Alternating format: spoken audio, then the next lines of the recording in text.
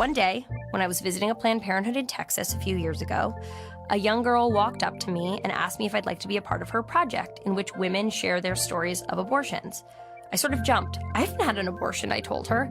I wanted to make it really clear to her that as much as I was going out and fighting for other women's options, I myself had never had an abortion. And I realized then that even I was carrying within myself stigma around this issue. Even I, the woman who cares as much as anybody about a woman's right to choose, felt it was important that people know that I was unblemished in this department. So many people I love, my mother, my best friends, have had to have abortions for all kinds of reasons.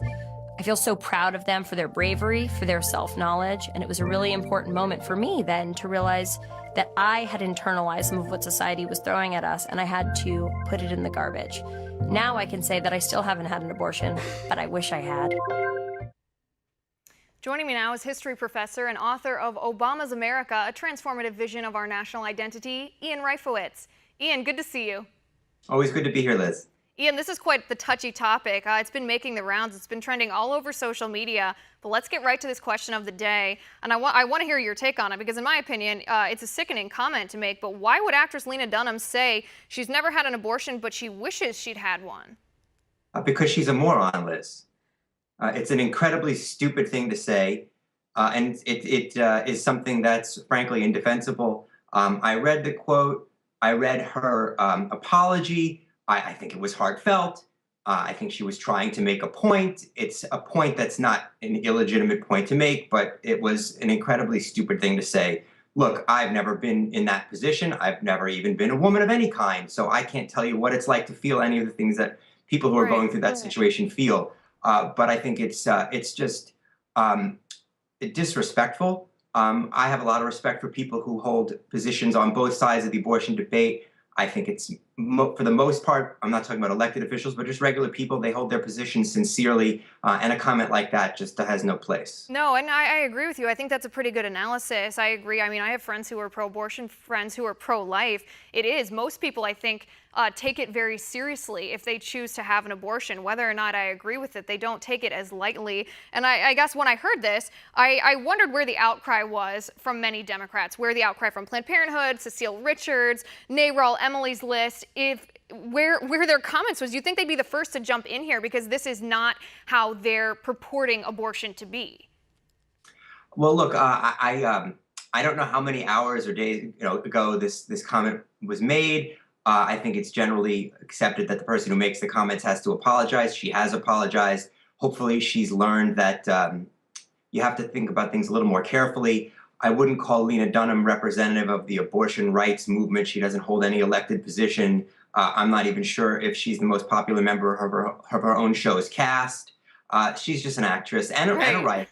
And so her positions are not ones that hold a lot of weight for me, or I think for a lot of people who are active in the liberal movement, so to speak. Right, and I guess that's part of what concerned me. I'm glad you brought up this point because no, she's not an elected official. She's not officially attached to a campaign, although she did campaign for Hillary Clinton, made videos. She has been a spokesperson on behalf of Planned Parenthood. Whether that was volunteer or paid, I have no idea, but she has put herself on the front lines of the pro-abortion movement here. She's made herself a spokesperson because of her fame from her television show here.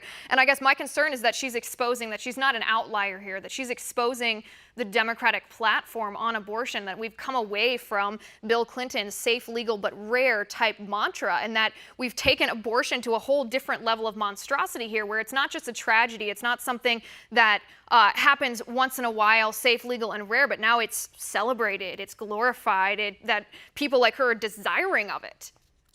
Well, here's what I would say about the dangers of taking one person's position as representative of a broader movement. I mean, we wouldn't want to hold conservatives, for example, responsible for somebody who led the charge in the birther movement, or who said that, for example, when the Mexican government sends people, they're not sending their best, they're sending rapists or drug dealers, unless, of course, that person is Donald Trump and becomes the nominee of his party. So I guess there are times when one person can be taken as representative of the movement, even if they Right. say Well, I stupid mean, you things. bring up a really good point. That happens when one conservative says something, whether or not the rest of the Republican Party agrees. We're all told that we now are part of what that one person says unless we disavow it. So I think that if we're applying equal standards here, that would be the same for Lena Dunham. I mean, but like I said, I'm not trying to put you on the spot here. I want to know what you, as a Democratic voter, think of this, because I said it at the beginning. I'll keep saying it. To me, I was shocked. My jaw dropped when I listened to this. I thought it was sick.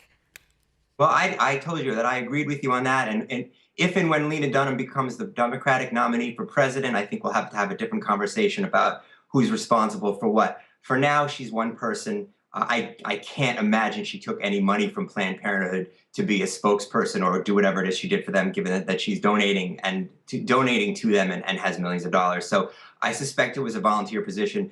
If she said something in the name of Planned Parenthood would be responsible for responding. If she says it in the name of her own personality and her own creativity, then she's the only one responsible. Right, and let me ask you about this. This has to do similarly with the narrative of abortion coming from Democrats versus perhaps the reality of their platform here. There was a headline by NPR. This was actually on their building in Washington, D.C. last week, and it says, I want to read this exactly. It says, Republican governor, they're referring to Ohio Governor John Kasich, Republican governor decided the time limit measure is more likely to withstand legal challenges than a separate bill tied to the sounds from the fetus. Ian, they're referring to the heartbeat bill. They use the phrase sounds of the fetus instead of heartbeat. Are we not saying heartbeat now when it has to do with unborn babies? Yeah, I'm not sure I really see a distinction there.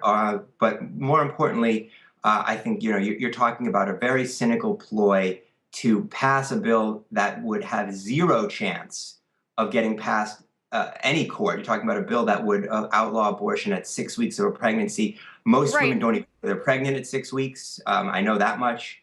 So you were talking about essentially the end of any abortion in America. That's a very, very cynical ploy. Right, but the point is this headline. I mean, the difference between saying sounds from the fetus and heartbeat is this headline. This liberal mainstream media outlet is trying to dehumanize the unborn baby. I mean, that's not just straight reporting. That's a clear agenda. And again, not to say that it's the same as what Lena Dunham says, but sometimes you get these glimpses under the surface of these talking points, and the glimpses that we get, Ian, I think are scary. They're not in line with what the majority of the American people feel about abortion. I have to disagree. That sounded more like neutral language to me, rather than the language that would favor one side or the other. And the majority of American people want to keep abortion accessible in most cases. That's what polling shows. And the best thing we can do really is to reduce unintended pregnancies. We have all kinds of information out there about that, and many of those efforts are being blocked. I know there's one in Colorado where you had efforts blocked by the legislature that would have allowed for fewer abortions by preventing more unintended pregnancies. That would be a good thing. I think everybody would agree with. Right. I'm not sure all the data is in on that, but actually 80% of Americans think abortion should be restricted to the first trimester. Yet if you look around our nation, our laws don't reflect that. Well, the first trimester, again, and I'm not an expert, but from what I understand, something between 80 to 90% of all abortions do take place in the first trimester. Most of them do. And in fact, most of the abortions that take place after the first, I can't say most, many of the abortions that take place after the first trimester occur when the parents or the mother finds out that there's something wrong with the fetus, that it may even be inconsistent. Right.